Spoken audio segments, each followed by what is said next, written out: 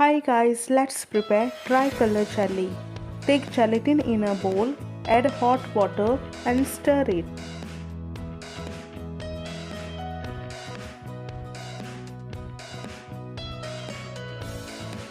Then add sugar and mix it well. Take 20 ml of gelatin mixture and then add orange color, mix it well. Pour it in a glass and freeze it for 15 minutes.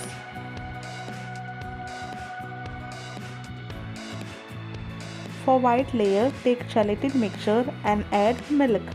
Mix it well and pour it in a glass and freeze it for 15 minutes.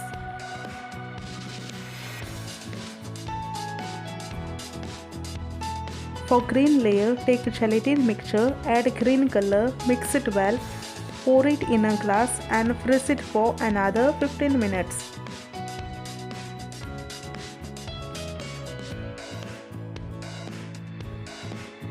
Then demold it. Enjoy! Like, share and subscribe for more yummy recipes.